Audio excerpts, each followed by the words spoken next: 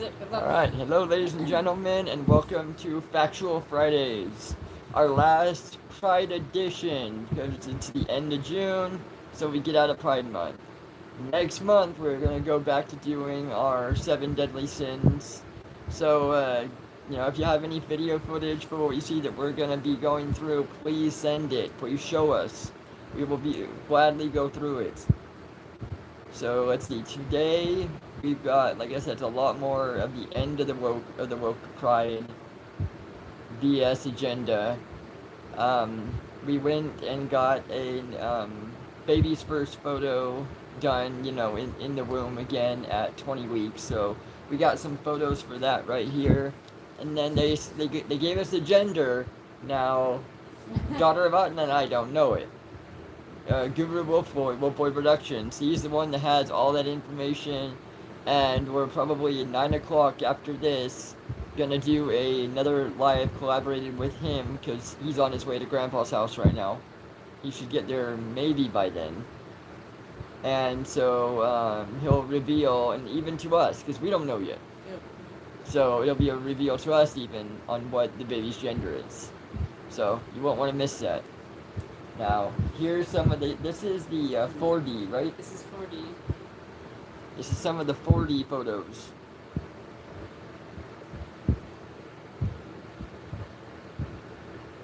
Oh. They said that the baby has one of the cutest noses that they've seen. And it is true, it does look very much looks like Guru's nose. This is at 20 weeks. And here it just cracks me up because look at that upper lip, it's so native. Isn't that crazy? It is. You guys will see in just a second. It's like I'm holding the baby in my hand.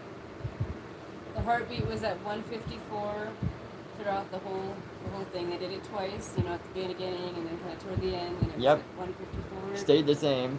The baby was really showing off to begin with, and then all of a sudden just went dead, like silent. Yeah, it was like, nope, no more. It covered the face, which we have a picture, which reminds me of the picture I have of Guru. I know.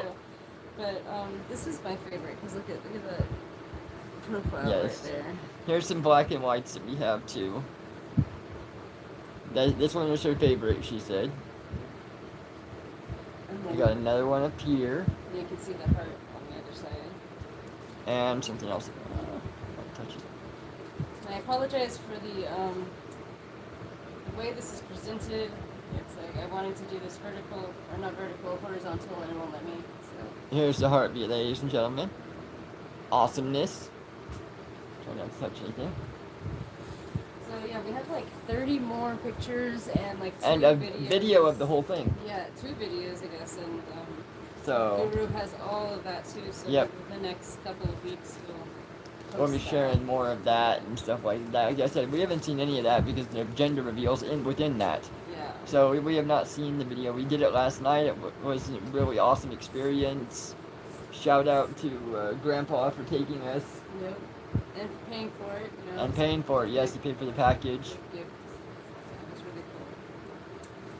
So, yeah, everything looks good. They said that there was a lot of good fluid. It was really clear.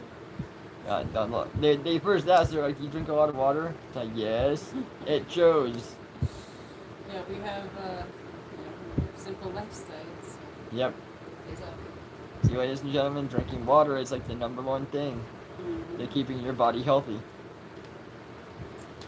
Alrighty. And, for the most part, avoiding fast food, too. Yeah, exactly. Alright. So, let me make sure we're up here because we have fan. Yeah, we got a fan going. Sorry, it's really hot here today. We're starting off inside, and halfway through we're gonna do the first hour, and then the second hour we're gonna try to do outside, so it cools us off a little bit instead of being stuck in here. Move to our new studio. Yep. An old studio today. Yep. All right. So shall we start? Shall start. Okay. Welcome to the content channel. Today we'll be talking about this century-old question in Buddhism. Is LGBT allowed in Buddhism? So from a young age, I was told that LGBT is not allowed in Buddhism, that it is a very huge sin and it is not allowed at all. But is it actually true? So according to Buddha, from my understanding, is that Buddha did not specifically mention that LGBT is not allowed, but he did mention that certain sexual acts or misconduct is not allowed in Buddhism. So in Zen Buddhism, there's no special distinction between same-sex or opposite sex. Alright, hold on, ladies and gentlemen, we're checking some stuff and seeing if it can be heard just right. I don't want to be going on with this and having technical issues with the hearing, otherwise we'll probably just move outside now to be done with it. So, give Dr. Botton a second to figure this out. She's going to go see if she can hear it, okay? I want all of you to be able to catch everything that we're doing.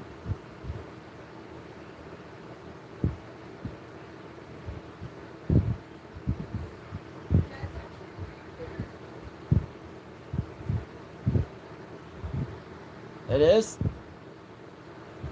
Yeah, it's pretty clear. So, you can hear him pretty clear. I mean, he's got an accent, but that's about the only thing that's wrong. So. I was checking something and it went to this now. It's still the video, it's just it went to adding everything.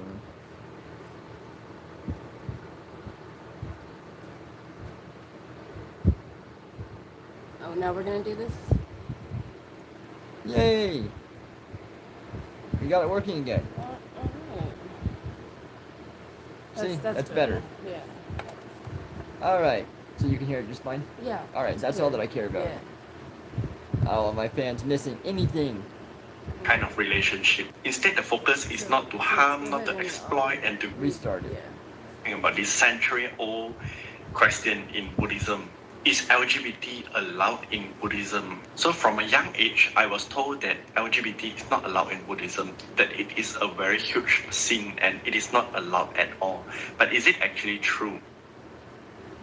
So according to Buddha, from my understanding, is that Buddha did not specifically mention that LGBT is not allowed. But he did mention that certain sexual acts or misconduct is not allowed in.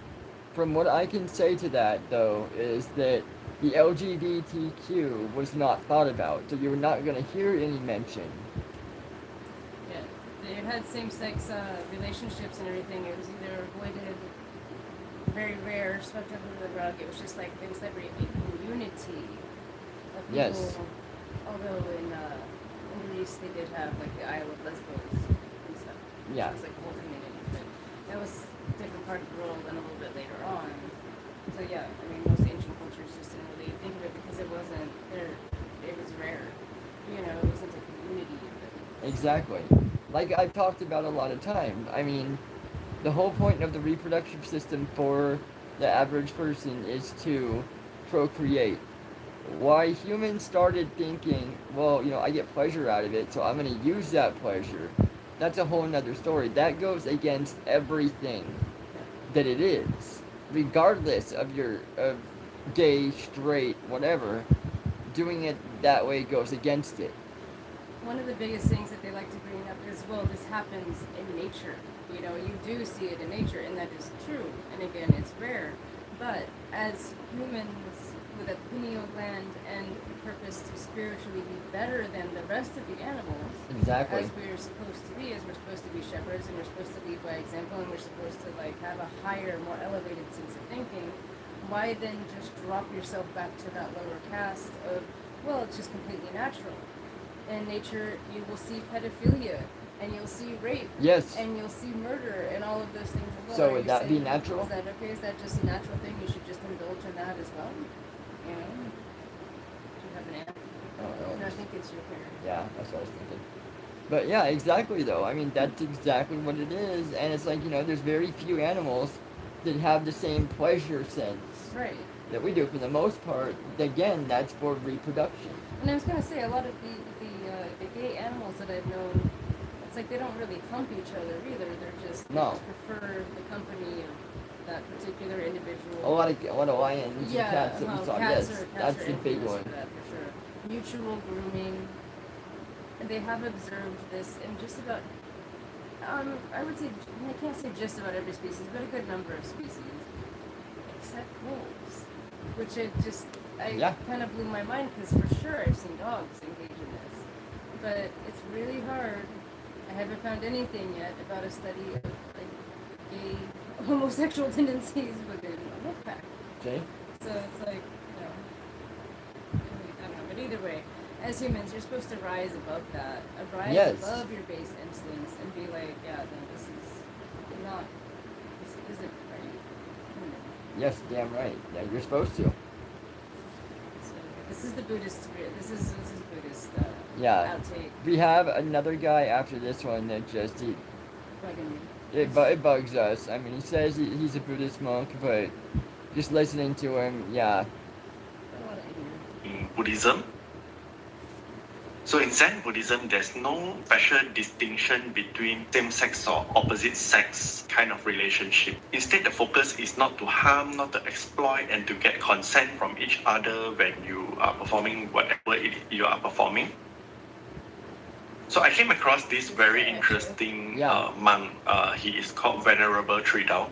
He said that Buddha accepts everyone for who they are because Buddha understands that everyone suffers. We are all subject to birth, old age, sickness, and death. So according to Venerable Tridao, everyone actually suffers. So especially the LGBT communities, the minorities, they actually suffer more than other people. So for the reason because they are not accepted the same way in society, so they suffer even more because they are not understand, they are mistreated and so on. So he believes that we should actually help each other, understand each other, and not giving more suffering to each other.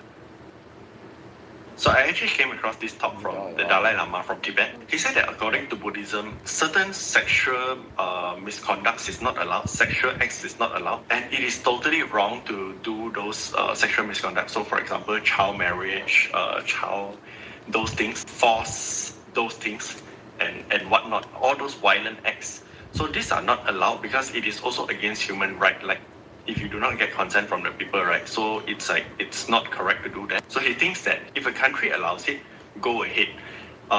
Just do whatever you are that makes you happy, because this is individual business, not other people's business. This is the business of the person itself. So if the person is happy for being in a same-sex relationship or in a special sex relationship or whatever it is, he can just go ahead because that is individual business. So as long as both party consents to it, it's not going against sexual misconduct and bad sexual acts, then he thinks there's no problem with any of this. So that is according to the Dalai Lama. So we have come to the end of this video. Please do let me know in the comment section what are your thoughts. If Buddhism is different in your country, if you were brought up differently, thinking that LGBT is taught differently in your place or in your country, please do let me know in the comment section. I would like to know more. But these are the research that I've done and these are the thoughts that I have. So until then, I'll see you in the next video again. Bye-bye. Okay. I think I stand out in public because we're crossing the street right now. You see? Yeah. All right. So it says the Buddha taught that sexual misconduct includes adultery, rape, or sex with someone who's engaged to another, imprisoned, or ordained. And some Buddhist cultures added to that list for the reasons, but that is what the Buddha himself said. So this guy's saying, I think the Dalai Lama said, if you can consent and it's not harming anybody. But and it is though. The act itself most of the time is actually we've gone over this together like several times, and it's like the act of the same sex partners hurts each other severely. And I mean, there's several ways that we can go about it and say it that it does. I mean, the physical act of it, at least between men, is extremely harmful, and like you have more risk of disease, more risk of injury. Yes. It's harmful to the people around them. Like the Mormon thing that we were watching today. You know, these women, they're 30 years old, they grow, have a family, raise kids, and then all of a sudden decide that they're lesbians. Yeah. And they're like, okay, well, it's hurting me not to be lesbian. But then they don't think jack shit about the guy I know, that was a sad one. that like is left behind, and what that does Yes. to his ego, and what that does to his self-esteem, and what that does to Yes. his questioning of his own sexuality and everything. You know. Oh, I It's know, like, yeah, he was really lost and confused. You know, mean, I mean, so they don't think about. I mean, so it does harm people more Yes. often than not. It is like not exactly a kosher thing. I mean, there's just kind of really no way around it. Somebody's getting hurt. exactly. You know, so it isn't harmless. And their original teachings, you know, it's like they're supposed to be. No, but I mean, that's exactly true. It's That show that we watched was something else to see. it was. I mean, that one poor guy was really hurt. No, it's like two guys got just dragged, and that, Yeah. you know, and the one was way not in a good place. You No. know, and I'm sure that the other one's not in a good place either. I mean, he didn't really know what to say. It was kind of one of those situations. Well, what can I say? Exactly. She's gonna do what she wants to do when I want to see the kids. So. I know, and that's just it. They were trying to keep it together so hard just for the kids and for the sake of, just to be.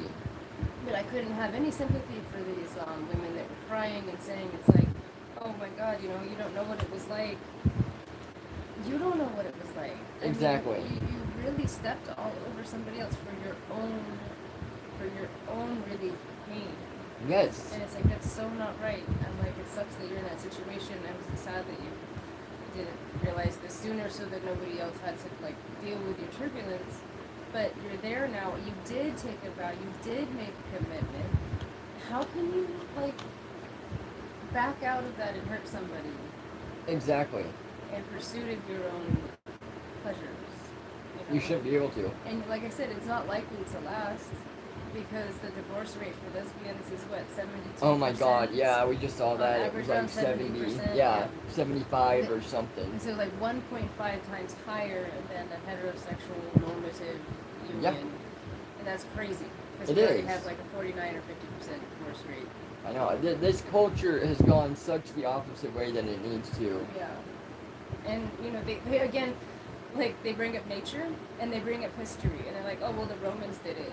And the Egyptians did it. And they all fell. And the Greeks did it. And it's like, yeah, and the Sumerian. And it's like, yeah, they're all gone now, right?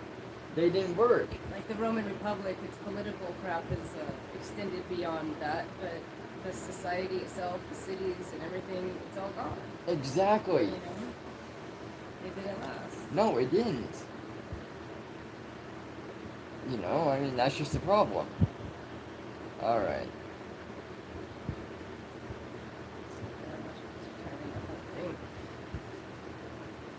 Okay, ready? Yep.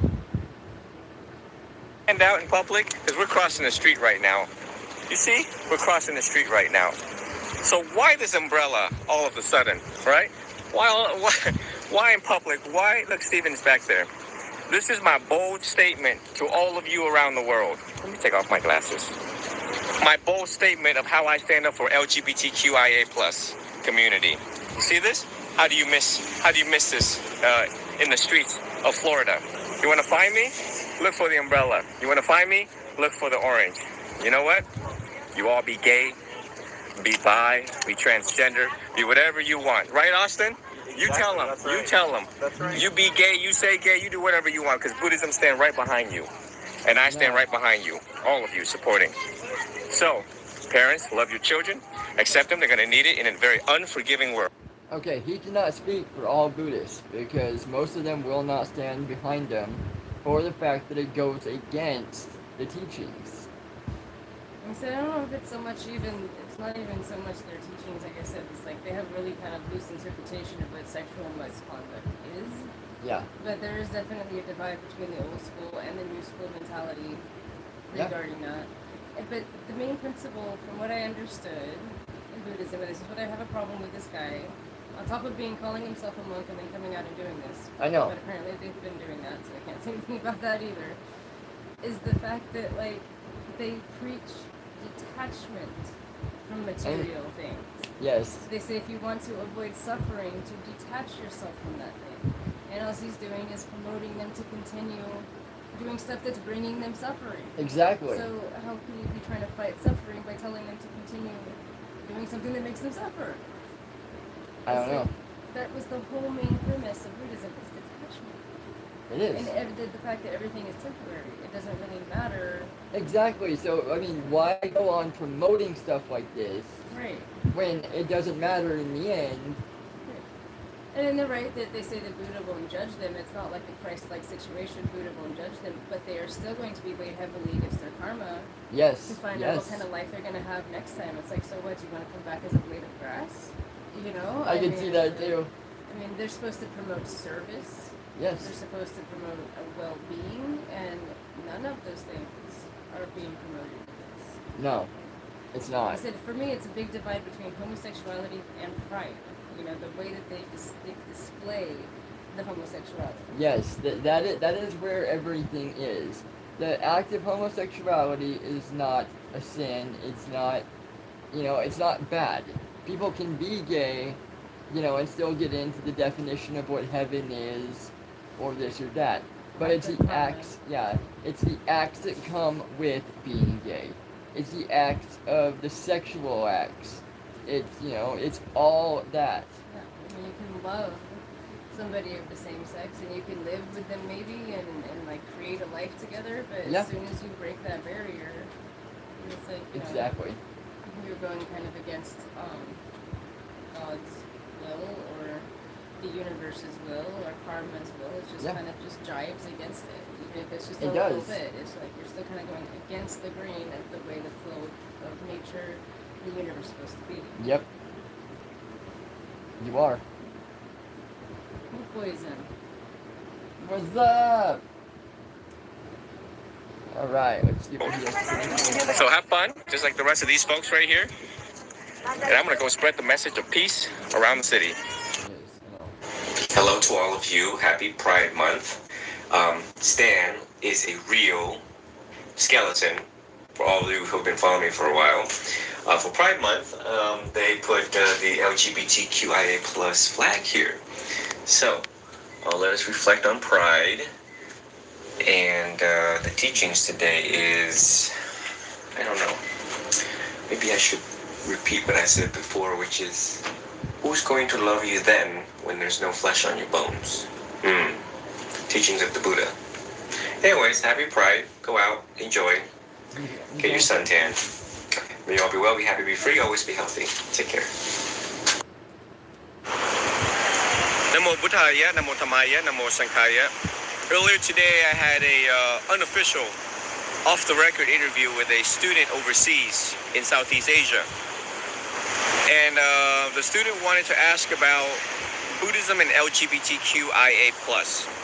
Obviously, the country that the student is from still somewhat has, I would say, oppression and suppression, issues with culture, accepting LGBTQIA+, and the intersection of Buddhism and LGBTQIA+.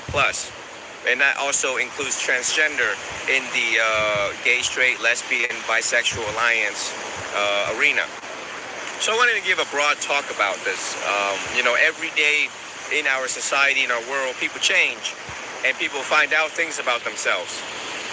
That they find out that they're gay, that they're lesbian, that they're bisexual, that they want to be transgender, they want gender reassignment surgeries, and so on. So there's a lot of suffering.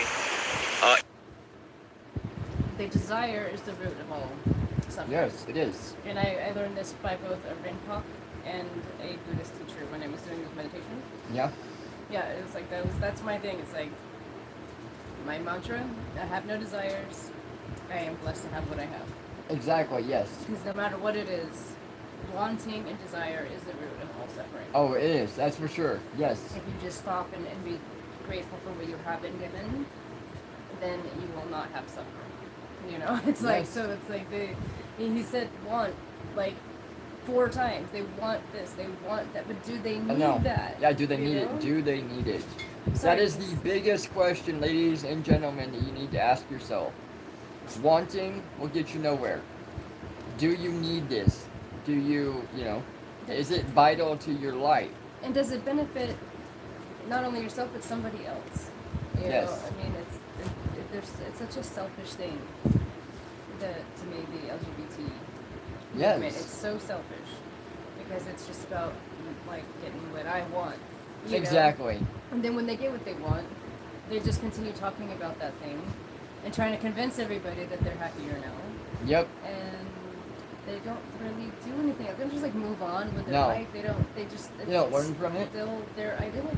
You Yes. know, so much their identity. Again, with that Mormon couple that we watched today, how many rainbows were in their house? Oh my God! Then the one ex finally broke down and bought her that shirt. Pandering, you know, and it's like they had rainbows in their house.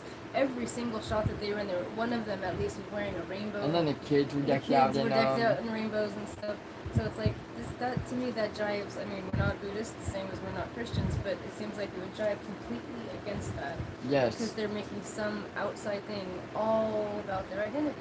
they are. Yeah. And whereas with Christians, they give up everything for Christ, Buddha teaches you to internalize everything and make everything, you know, like self. It's Yes. true self-love, and you know, and it is a little bit selfish in my opinion.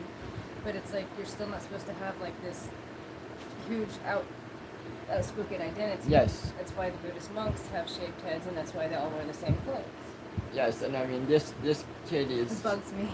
He's very egotistical. You can still see it in him. And monks are not supposed to have any egoism whatsoever. I mean, it's hard. We get riled up too. Yeah. We're riled up now, but we're not out there preaching this stuff in the street either. No, we're not. We're not going out and we're not being in people's faces with it. You know? We were just saying it's just like scripturally, historically, Yes. this is the standpoint, and this is what we're observing from the sidelines. Because Exactly. Our sect is not allowed to be involved with that sort of stuff, you know? Yes, damn true. Alright, but yeah, desire, wanting is the root of all stuff. Yes. In this group, because you know, it's very difficult figuring out ourselves without the sexual identity part of it, or certain body parts that we identify with, right? In my previous talks about spirituality is about knowing yourself, knowing your shortcomings, knowing your strengths and weaknesses. To this very day, with the existence of the advancement of science and psychology, you know, we still don't know a lot of things about our bodies and a lot of things about our mind. We're all just trying to figure it out. We're all just trying to get by with what we have and how we got here and with the people that we're with, the resources available to us. When it comes to LGBTQIA+, is that the Buddha never discriminated anybody because of their race, color, religion, class, and caste, okay? Whether they're rich, poor, black, white, purple, blue, Puerto Rican, Chinese, Korean, African, you name it, right? From across the board. His teachings was available to anyone, and he encountered everybody in the most compassionate, understanding. He is very true there when he's speaking all the truth, but the problem was if you wanted to ascend to the next level, you had to abandon all of your earthly possessions and all of who you were. Yeah, it's like you, again, you go internal, but you strip your identity down to the core. Yes. It's like, well, so there's no flashy, you know, I mean, it would be like that with anything. They would not probably support, like, camo and American flags either, you know. It's anything that's kind of, like, showing that you have a worldly attachment. They don't want. You know, Yeah. simple clothes, no style, no makeup, just the raw, honest self, you Yep. know. So, Exactly. you know, they're twisting it. He is. This kid is twisting it for sure. An effective way for them to understand the teachings, the 84,000 teachings, the Four Noble Truths, and the Noble Eightfold Path. If you live in a country or in a region, in a place where they don't necessarily accept you because of the LGBTQIA+ status or what you identify with, it's best to practice Buddhism to first and foremost develop kindness, compassion, and understanding for them and for us, to accept us for who we are, and to understand the causes of why we have these tendencies or sexual urges or sexual identity formation and attachment to it. And hopefully you master Buddhism to the point where you can teach it and use that as a guideline, as a universal guideline to talk to other people, because obviously when we're trying to change a system, it starts with these types of encounters with individuals, with groups, with communities, and establishments. And so we want to be confident and tell them that, look, this great man who was born here, achieved enlightenment here, and subsequently passed away here, named Siddhartha Gautama, first name Siddhartha, last name Gautama, he became the Buddha. He became the one and only historical Gautama Buddha, and these were the teachings. And he never discriminated people, so I don't understand why you guys are discriminating us. Yeah, he achieved that Buddha enlightenment by abandoning everything.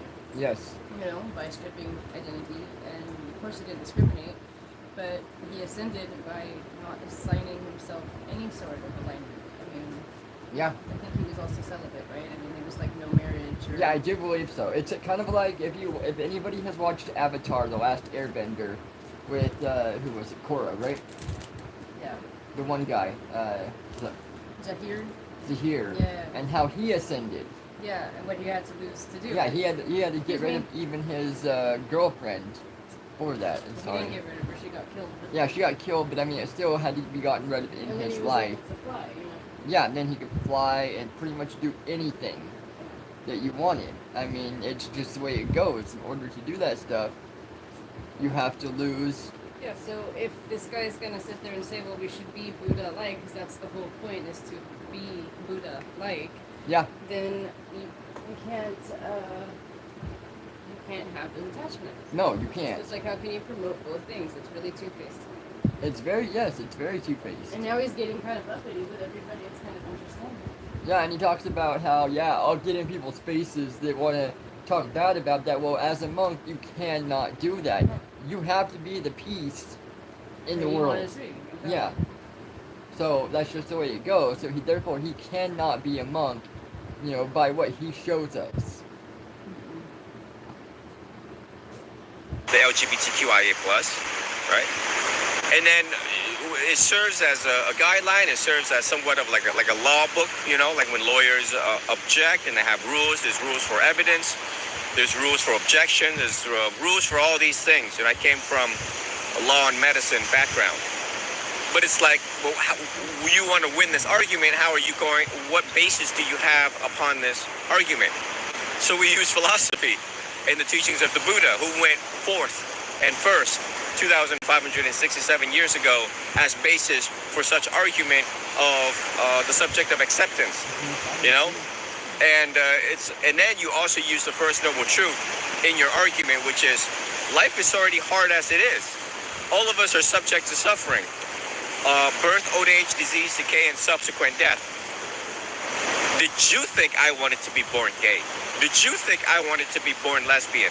Did you think that I wanted to be born with certain body parts that I'm not comfortable with and identify with?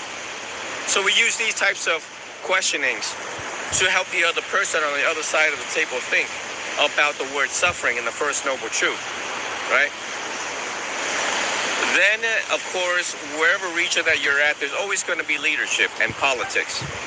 And the Buddha gave instructions for those who are in positions of leadership, such as, if you have power over people, if you have power over them, then be gentle, right? And so you use it as a basis for argument, speech and debate, that, you know, you all have a lot of power, a lot of jurisdiction and power over the people in making laws, enacting laws, and, you know, oppressing and suppressing and all of the things that you can do to all of us, LGBTQIA+. And the Buddha have already advised that you should be of service to the people, that you should be generous and compassionate and understanding and be gentle over all of us, right? And we're not... Okay, I'm sorry, but being gentle does not mean affirming their delusions. No. You can be gentle, you can just stay out of it.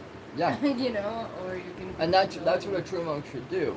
Yeah, is really. they should be neutral. They should not be on one side or the other. They should just be. Yeah, the word monk in our language means apart. Yep. and the original Greek means alone. So it's Yeah. like you're supposed to kind of be separated from the political, socioeconomic, economic, anything to do that. You try to distance yourself from that Yes. as much as possible. You're not supposed to be part of that. Exactly. And like I said, I did look up that Buddhist monks have been kind of like these guys. They have been active in Yeah, you were showing me that. politics and. I just don't think social that's stuff. right. And it's just something I guess that they do because they have their dharma, which is their service, and that's one of their services is like a social support service. Yeah. But yeah, it just doesn't mesh well with the monk No, lifestyle. it doesn't. You know, it's like speak about things on a private platform is one thing, but to go out and be activist, Yes. it seems to kind of go against the monk code. It really does. Yes. Yeah, I haven't seen this one. No, I haven't either. Not this one. Lying and acting in violence. So we don't understand why you are treading that level of hostility or aggression towards our group. Okay. Again, it's about helping people think about where we're coming from. So, based upon the region where you're at, obviously don't go and become this very aggressive activist. You must know where you're at and whether it is the conversation is even feasible or a possibility or an opportunity to do so. I mean, we've had a lot of activists, social activists that was jailed in prison. So if it's not safe, do not act. And Buddhism teaches us to look inwards and realize the suffering that we were subject to, why we were born here and now in this region with these people under this leadership, right? And it propels us, pushes us towards the path of enlightenment, towards arahantship, the fourth stage of enlightenment, to never be reborn again in this lifetime as a human. Venerable Han Due from Vietnam said this, and he says, well, when you're meditating, and if the guy next to you kind of smells bad because it's hot and he's sweaty and everybody else is sweaty, and then you had to meditate next to a stinky guy, guy or gal, whatever, that's suffering, isn't it? Because it prompts all sorts of thoughts in your mind. Then he said, well, think about the links of dependent origination and rebirth. You had to sit here and smell this person, this not so pleasant smelling person, because you were reborn as a human. You were reborn as a human because in your last life you did something that was unwholesome, unskillful. Therefore you took rebirth. So when we apply that to the LGBTQIA plus arena, we realize that, you know, we did something in our last life, okay, that constitutes rebirth, 1 of 6 rebirth, which is the human realm being one of them. And as a result, now we're here, and we're here stuck paying bills and trying to figure ourselves out and who we are. Why are we angry? Why are we so self-centered? Why are we aggressive? Why are we have attachment? Why do we have depression, anxiety? Okay, and then also now we live in this region where they don't accept us and our group for who we are. And we just want to practice peacefully. We want to just meditate. We just want to chill. We just want to celebrate our LGBTQIA plus flag. So again, reflect on that, because, you know, out of 84,000 teachings, you will find your answer in there. And you will find peace in there. And I know right now everyone He keeps talking about the 84,000 teachings. Yeah. They're not really written, as far as I can tell. They're just things that were taught, like ideas. Okay. And so, by oral tradition and everything, who knows how many of those were the original Buddha's ideas, or they were added Exactly. over time. And he's right. That's how reincarnation works. But so why you want to stick yourself back in that cycle by, again, not adhering to a higher calling? Yeah. You know? Our little thing here is tiny. I don't know if it's because it looks fine here on mobile, but on this it's tiny. So I don't know if I should switch it back to the other resolution, or just let it go.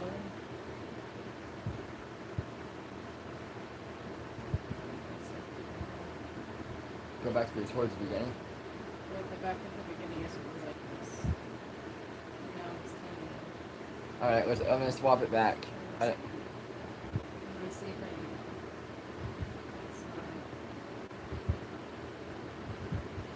Yeah, I don't know, it's pretty tiny. All right. If you guys had to deal with that, I'm sorry. Let's get this switch back to the hopefully. You can see better.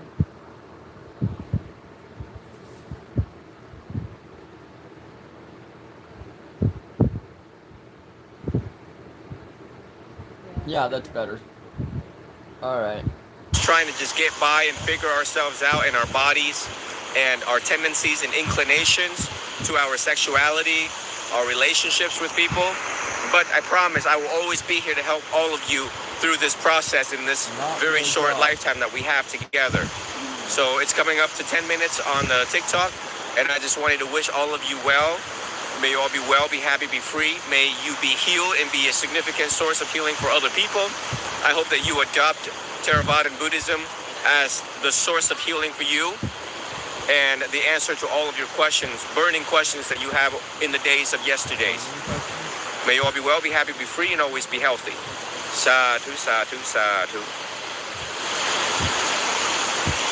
Okay. Yanandam everyone, welcome back to the Kundalini Yogini. This is Priscilla.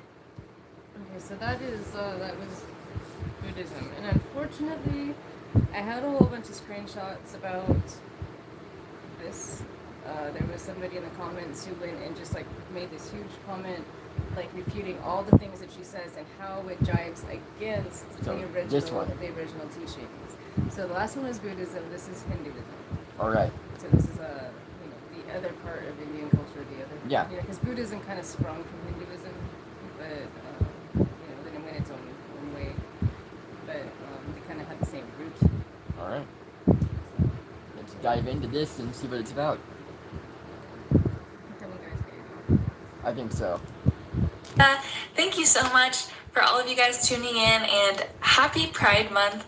I really felt like I needed to make a video about this again, although I have made one in the past on my channel. It's much older, and really this couldn't be talked about more. I feel it's so fascinating and eye-opening how progressive the history of Hinduism, of Sanatana Dharma, spirituality, and religion actually is. And there are so many misconceptions about how backwards India is with homosexuality and gender and sexuality freedoms. And the reason that it's that way today is not because of Indians or Indian culture itself. It's from the colonization that happened by the British and the Mughals. And basically what happened was so much of very open, accepting frameworks that existed in the indigenous communities was dissolved and shamed by colonization.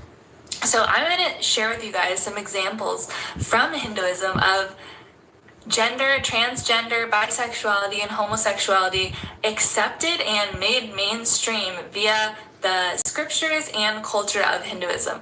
The first thing I want to share about is how openly dressing as other genders and embracing different femininities and masculinities is within Hinduism, even within the culture and spiritual and religious practices that happen during holidays, festivals, special celebrations. It's very common where there'll be cases of women dressing as men for a specific spiritual process, or men dressing as women for a specific process of balancing energies, of embodying different gods or goddesses. There's no shame, weirdness, or... Those are for ritualistic purposes. Yes. And yeah, I mean, even native cultures did that. And it's like, I mean, in Japan they did that. I know. A lot of them have, yes. Yeah. So, I mean, there's a difference between doing that for a ritual purpose or doing it for, again, pleasure seeking, or just because you want to identify as something, Exactly. Like, big freaking difference. There is, and I mean, even like with the culture of, the States, kids have always liked to dress up. For sure. In a dress, boys in a dress or something, high heels, and some taller. Yeah. Oh, it looks good. It's sparkly. That doesn't mean that, that they're transgender or gay or something. I mean, they just think instantly, oh, that kid's this. It's like, Tristan likes to do makeup. He likes to wear my high heels and my dresses and stuff. Yes. and he'd do like his hair with color and everything, but then I remember. just kind of like he just paint his nails, you know, Yep. but then just kind of outgrew it by the time that he was like around Exactly, and then done. 9, 10, you know. And it's like but nobody gives him that chance anymore. No, you don't. And, Not at all. And in my opinion, the biggest problem with society is nobody wants to suffer. Nobody wants to go through that, and it's Yeah. like through the suffering and the sorrow is where you're going to find all the good stuff. Like after that is where you find all the good stuff. Yeah. So it's like they'll never have the ability to know what they're capable of, what they can come through, who they really are, because somebody else is dictating that for them. Yeah, see, and that's why we've got so much of this transgender movement going on. It's because, you know, stuff's being put in this kid's head, well, you must be that. Yeah. You know, you like this, you must be that. When, you know, there's always been that, you know, curiosity and all that in these Yeah. kids' heads. They want to say, well, you know, somebody determined your gender for you when the doctor looked at you, but then they're turning around and determining their gender for the rest of their life. Exactly. Also. You know, all these ones that you get about, well, you know, don't assume my gender. Yeah. They'll go and do the same damn thing. You go down, you know, don't assume my gender. Well, I'm sorry, you assume mine? You know? Yeah, exactly. I mean, they say, ma'am, you know, right after saying, don't assume my gender, ma'am, you Yeah. know, it's like, well, what the hell? You just did the same. You know, Exactly. It's false, you know. Yeah, it is. Or stigma in cross-dressing. Now, if you also take a look at the deities, the gods and goddesses of Hinduism, even when they're actually shown, these really ancient carvings that are thousands of years old, literally over 7,000 years old in some of the temples in India, are shown engaging in same-sex relationships, very open with sexuality, not just in this, you know, dogmatic way that we think. And also, the gods and goddesses, even the embodiments of them are described quite often having to do with embracing unique, non-conforming genders, such as Ardhanarishwara, the embodiment that Shiva takes, where he is half woman, half man. And there's also many different gods and goddesses. Okay, so this is like breaking information from that guy that we were just watching, that monk. Yeah. Right? Okay, so you've seen recently how he's got a new kid that's going around with him, right? Yes. Following him around Yes. as like a new initiate or whatever. I don't know what they're called in that culture, but he's 13. This kid is 13. Alright, this is what I just found. This is on Reddit. Why has the content been removed about fake monks that are preying on the vulnerable, specifically speaking of the so-called Venerable Ahan Tridao, who is now using a 13-year-old boy to try and establish himself? This guy has 2 lewd and lascivious battery charges that did not go to trial because of his incompetence. But no Wow. one wants to seem to address this and act like he is a true monk, which he is not. When he says he spent a year in silent meditation, he was in prison.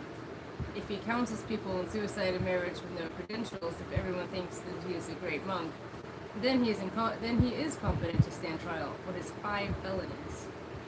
That's sad. He's on. Yeah. See, that's just sad to learn that stuff about these people.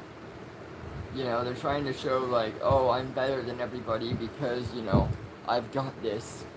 And then you go and find out they've got, like, 5 felonies on their charge, but, you know, the city's acts, I mean, really? Yeah. That's, yeah. So he says, thank you for speaking out against him. Imposter and fake monk. This person did not ordain. He has no connection to any real monastic community. He's a serial scammer. He looks it. He looks does. it. He has a condition where he's always impersonates an authority figure. Apparently he's impersonated a security guard as well.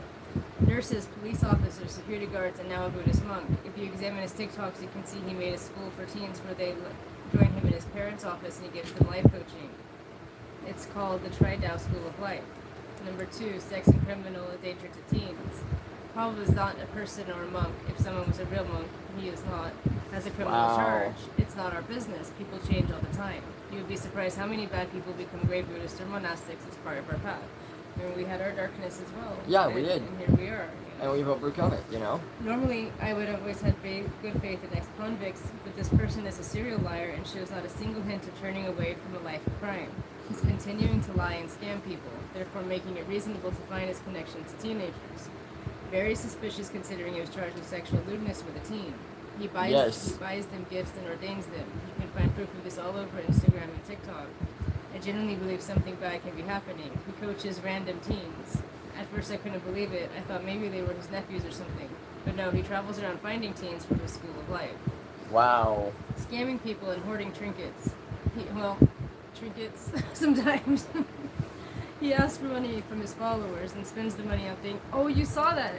He spends money on the things he hoards. He has a hoarding problem in his parents' home. Remember, you said he's not there buying stuff. He's saving money to buy that statue and stuff. You called that out. Yep. He uses the money to buy unneeded statues. He has so many fake police officer toys and like 50 to 60 items from Asian gift shops. It's not Dana to support him, but he lies. Number 4, lying to your face. Trey Dow was confronted by me and my friend, actual teachers, and so many people in so many places repeatedly. He blocks, sues, insults, or ignores, never answering, never owning up to his lies. He's always lying, too. So he's just as bad as like that one guy we just watched that for the gay pride. Yeah. You know, Okay, these people are such scammers. It's not even funny. This is what to do. Don't insult him. Don't engage in ad hominem. What is to be done is either a family intervention where relative seriously takes him and talks to him about his issues and behavior, or monastic intervention. A teacher might call him out as fake in public, discrediting his content, therefore discouraging him to continue faking the life of a monk. No, that won't help. I mean, you called it, though. Yeah. It's like this guy does not feel like a monk. I know. There was another video and it's not popping up. Remember, I have to go back and find it. Where he said that he was like he couldn't be part of this right now because his father had other things for him to do. I know. And stuff. That's the one that I wanted to see. That I wanted to show everybody. It says, be careful with your wording because the guy can make lawsuit claims, even bogus, to deter his critics. It says, is there a link or are there links to all this stuff? It's not that I don't believe you by any means. It's just that when I Googled him, all I could find was when he impersonated a security guard. And so they did provide some links, so we'll take a look at those. Yes. Don't fall for the scammers, ladies and That's gentlemen. insane. Oh my god. You know, when we live in the age of the internet, there's no reason that you cannot Google somebody and find out more information about them. There's no reason. That's crazy. Yeah, I gotta find that other one. Yes. A little bit because he was. That's where he said, "Oh well, I confronted these people, and they've been pretty quiet since then, haven't they? You know." Oh my god. There we go. There's his criminal history here. Wow. What are they saying? Same thing. There's a divorce record from 2020. The transcript. Jolly. I'm gonna leave this. We'll do a special. Yeah. And then we'll leave it at that. But yeah. All right. For now, let's just continue our discussion for the end of Pride, and then we gotta move out. Yeah. That are considered to be in same-sex relationships with one another, including even Shiva and Vishnu at one point when Vishnu takes the form of Mohini. There are also even gods and goddesses born out of lesbian or gay relationships that come from two women, two goddesses, and are actually born as a god or goddess themselves. Throughout the Vedas, some of the most important scriptures of Hinduism, it talks about Tritiya Prakriti, which is the third nature, and it uses this term in reference to people who do not fit a straight woman or a straight man stereotype. And this term was not just used for one type of person, one type of gender or sexuality. It was used to embody up to 11 different genders, including transgender, transsexual, bisexual, androgynous, so on and so forth. Even men feeling that they're women internally, women feeling like they're men internally, having both parts. There were so many different permutations and combinations that were acknowledged and accepted and is literally written about in so many of the different Sanskrit texts without any shame, if anything, actually seen as a very spiritually balanced, energetic choice of that soul. And I'll explain that in a second. Gender was considered in Hinduism and Sanatana Dharma as something which our being actually chooses before birth. So it's not something we decide on. It's already made, even as we're a baby. And even transgender people were widely revered in India, and in some places still are, that were considered to be a unique embodiment of spiritual energy, of godliness, and have certain rights and privileges that they can do in sacred rituals of Hinduism. Last but not least, I'll share with you a very tangible example from one of the most well-known, very, very widely accepted scriptures of Hinduism, which is the Mahabharata. This is the story which the Bhagavad Gita is extracted from, which follows the journey of Arjuna and Krishna in this great war, the Mahabharata, which happened thousands of years ago. Interestingly, multiple characters in Mahabharata are in the LGBTQ plus spectrum, including Arjuna himself. He actually cross-dresses in the Mahabharata, as well as being bisexual. He acknowledges and is written about that he was sexually attracted to Krishna. So it was a very, nonchalant thing that he was actually embracing bisexuality. Additionally, one of the characters, Shikandi, is transgender and is talked about in the Mahabharata as being transgender. These are just some few examples, guys, but there is so much amazing support, acknowledgement, and acceptance of LGBTQ plus and beyond spectrum within Hindu tradition. So if anybody tells you otherwise, please help educate them and also do more research yourself in this topic, because it's so important to know how progressive these ancient traditions actually were, how progressive the indigenous culture and religion of India always was, and the Hindu tradition, what it truly supports and believes in.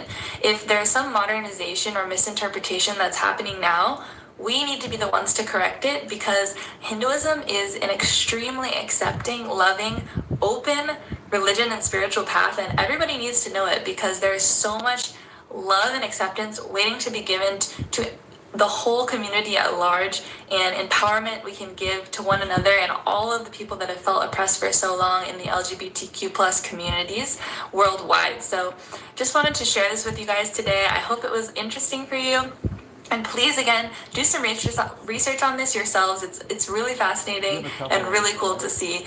I love you guys, and I will see you on the next video. Nityanandam, everyone. Yeah. Alright, ladies and gentlemen, we are going to take a quick pause Wait, here. no, I'm not done talking about this. Okay. Sorry. Like I told you, there's like I said, there's a very large comment Yeah. that was posted, and it just about every single thing that she talked about here, they disproved by scriptural text, including in actual Sanskrit. Yes. And here are just a few of them. I mean, I really encourage anybody who just watched that. The channel is Kundalini Yogini, Hinduism's history of LGBT, gender, and sexuality acceptance. So the comment starts off by, "Please know Hinduism better. In the past few years, a lie has been spread that Hinduism supports homosexuality, and in support of that, various instances from history are often presented to delude people. Let's understand a few basic aspects before going any further. None of this is basic. It's really, really complicated, but they break it down into like 1A, 2A. They talk about what she talked about, and they disprove it. Okay. See, and it's in the original Sanskrit and everything here. They have the numbers of the scriptures. See, that's the type of stuff that we like. Number 6 here, they say that the Kajuharo scriptures are claimed to be proof of Hinduism approving of homosexuality to be normal and spiritually socially acceptable. The reality, apart from homosexuality, the erotic carvings of these temples also depict, and the horse is up. Yeah, he is. Hello. Depict bestiality and so bestiality and a non-human animal. So homosexuality is normal, socially and spiritually acceptable, and homosexuals should be allowed to get married and have sex. If that is so, then bestiality should also be allowed. It should also be considered normal, accepted socially and spiritually, and humans with bestial instincts must be allowed to marry and have sex with animals. Why discrimination against bestial people? After all, love is love, isn't it? So there's many explanations to it. Temples can also depict what is wrong. All of these things are prohibited in scripture, so someone carved it to show what's wrong. Whereas second is to show that all of these natural lusts, unnatural lusts, etc., exist only outside, not near the god. They are on the outer parts of the temple, not where the people have the charm. And these explanations are given by many gurus and pandits for decades, which I would prefer instead of any woke person who's confused about their gender roles. There's more. Way more. But at the very end, there's a couple of very simple scriptures. There's Manus Mitri 11:174. If a twice-born man commits an unnatural offense with a male, or has intercourse with a female in an ox cart or in water or during the day, he should take a bath along with his clothes. After that, he should do the other penances. So it's not necessarily like a death punishable thing. But No, but I'm telling you how to correct it. right. The Vishnu Smriti 38:16. Sexual intercourse with cattle or with a man, or unnatural connection with a woman, like doing anal and stuff. Yeah. These are crimes leading to loss of caste. Or you best on. Oh, that's their language. Another one. A man who ejaculates a semen in any place other than the vagina becomes equal to a thief, equal to a murderer. Ouch. Yeah.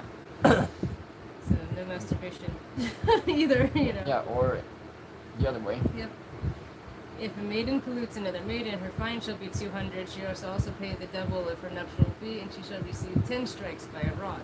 So I mean, it was still pretty harshly Yeah, dealt it was. with. It was very, like, very. not necessarily by death, But harsh. yeah, still harsh. Yes. So, but that one, but yeah, I really seriously encourage anybody to go and take a look at this comment. It was posted by Viking Verse 6 months ago. And yeah, they have a lot of good information. It's cross-referenceable there and completely disproves everything that you just said. See, that's something else. Thank Yeah. you, Dr. Lawton, for bringing that to our attention about, what this woman said. Yeah, I try to do my research. So, all right, we're gonna pause this. Yep, we gotta go move a horse and move outside so that we can set up and everything. It'll be paused maybe 20 minutes. Yeah, max. So if you came in late, go catch up on the rest of the, what has been said, and then come right back and we'll be set to go. Otherwise, just relax. We'll be back within 20 minutes.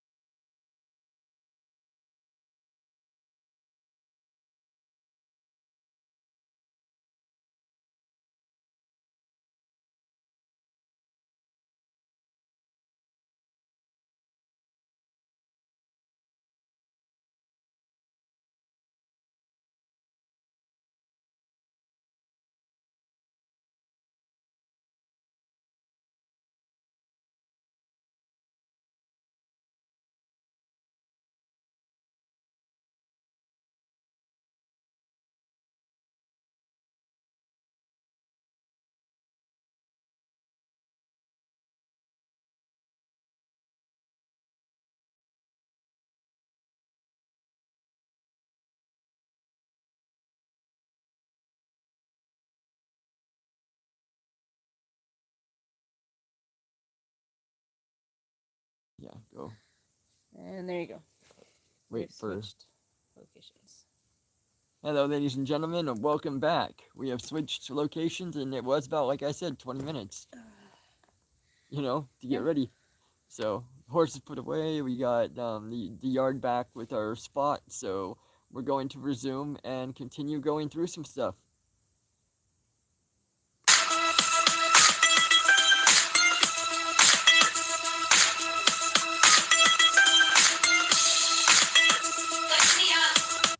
I have to adjust it in volume. Yeah. So I'm pretty sure everyone knows about Section 377 being decriminalized. Yeah. And I think most of the youth would have gone back home.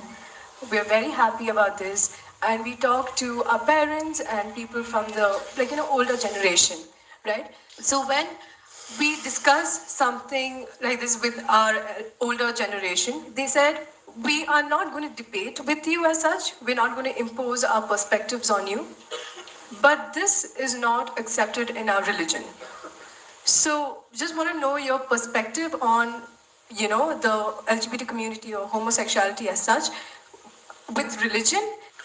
Let's see, probably till now, largely in the social space, in the media space, in the social media space, everybody is pitching either for or against. Can we for some time not pitch for or against and simply look at the issue as it is? Can we? Look at me, I'm not a prude, okay? Let that be clear. So, when we say sexuality, let's understand this. It is something nature has put in us. Because there is something called as perpetuation of the race or the species, otherwise it won't happen. Of course, we being human beings, having more brains than body, supposed to, because of that, we kind of eliminated the reproductive part and just using the pleasure part of it, all right? This is sexuality right now largely in the world.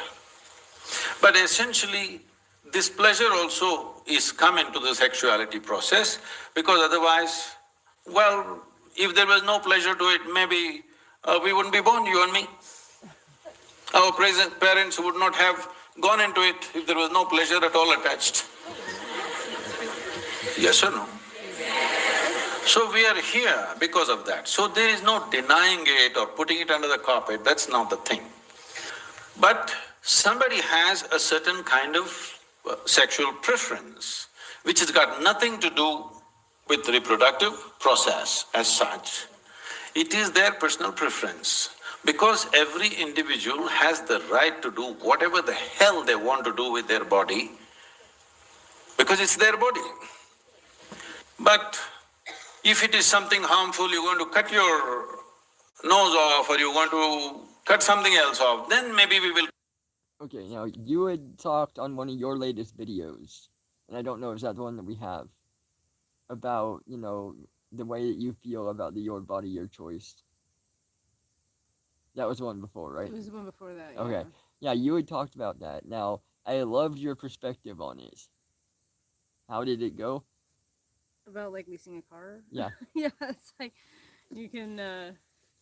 It's like they always do the my body, my choice. It's kind of like it really isn't though. It's like you're leasing it from something bigger than you. It has a purpose. It's supposed to be a vehicle for your soul, and if you're a woman, a portal for new life coming into this plane of existence. Yes. So like if you lease a car, it's like you can do it as you please. You can drive it into the ground. You can put cheap gas in it. You can wreck it. You can smoke in it, whatever.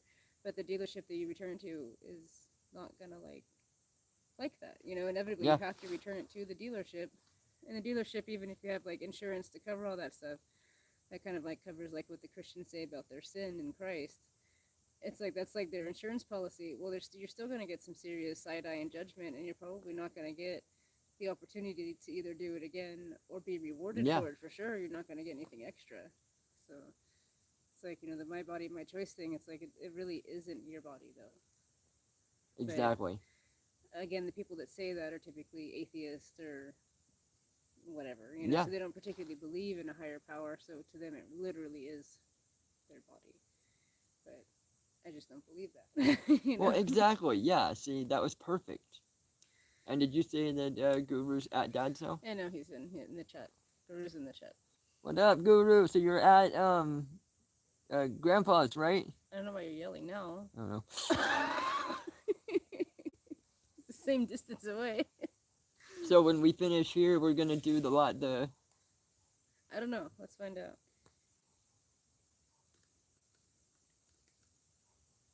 Yeah. While we're figuring this out, let's continue with this. Try to prevent you, but you are not causing any harm to yourself in that way, then it's your business as long as you do something in your private. Right now, the Supreme Court decision is just that what a person does in their private space is nobody's business. Government need not enter people's bedrooms, that is the law, all right? Now, coming to this religious resistance, there's nothing religious about this. We don't have to discriminate against them, we don't have to persecute them, we don't have to put them in the prison, definitely it's not necessary. Yeah. But at the same time, it doesn't need promotion either. So, you don't have to… when your parents say something, they may refer to their religion because they think it's an authority. You take away the authority, just listen to the words. If it makes sense, do it. If it doesn't make sense, tell them politely, that's not the way it is with me, all right?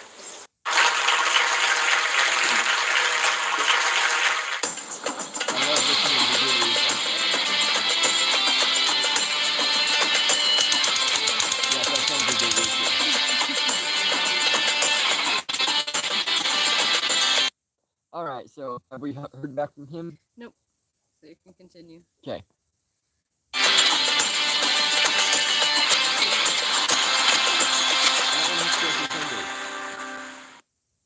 Oh, that's right. The Indian worldview since ancient times has had space for every imaginable entity. These entities range from social to scientific, and from imaginary to mathematical. No way of looking at the world has been excluded. This is why it is curious in modern times to find certain ways of life described as unnatural or taboo. This is something India of yore does not share with modern India. We have stories of Narad falling into a pond and emerging from it as a woman. This is how he discovers the meaning of Maya. Another story tells of Shiva bathing in the Yamuna to become a woman and dance with Krishna.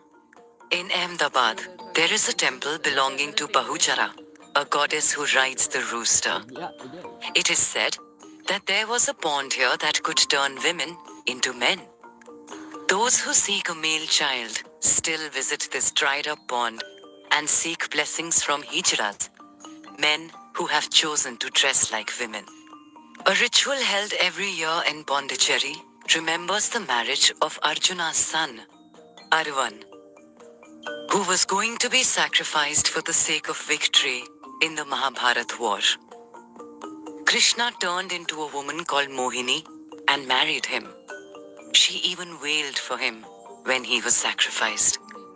In the Kritivas Ramayana, there is a story of two women who make love to each other in the absence of their husband and produce a child without bones. One way to understand these stories is to appreciate that in ancient India, lines dividing male from female and heterosexual from homosexual were blurred. These tales were told without guilt or shame and are not uncommon by any means. Where do these stories stem from?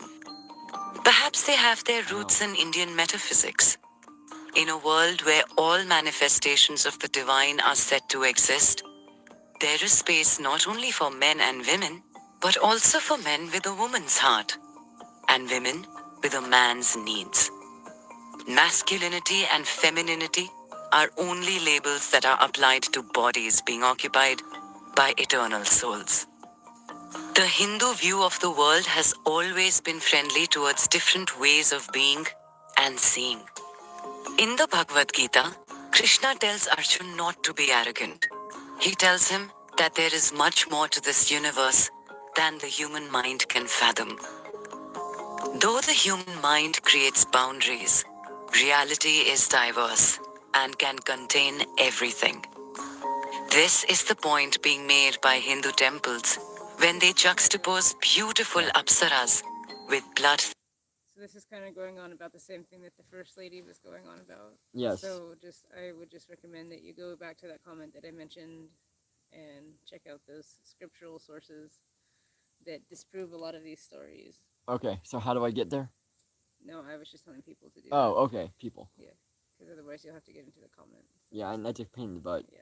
Yeah, because this video's about over anyway. It's only got 30 seconds left. Yeah, so it's pretty much of the same thing that the first one was saying. But yet that was disproven. Yeah. Through a lot of different people Right. quoting their own type of scriptures. Well, at least there was the one comment that was really good, but there were other people that said similar things. But it's just that one had the most comprehensive list of where to go to counter that. That's awesome to see. I mean, I love people bringing the hard evidence, you know.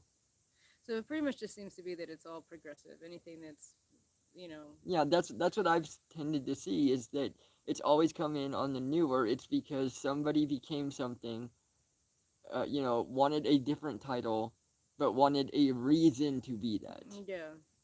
It's like, well, no, you know, because I was looking and, well, see, this wording, it could mean that. Right.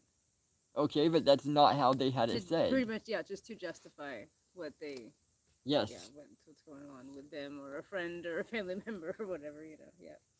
It's like, yeah, I've seen this. This happens in nature. Yeah, I've seen this. It happens in scripture. Yeah. And if it did happen in scripture, from what I understand, these are gods or at least demigods, and those are kind of like beyond the realm of human comprehension anyway. Exactly. We're talking about like a human experience, not a supernatural or preternatural or, you know, a divine experience. Yes. We're talking about a human existence here on Earth and what we're supposed to do as a human creature.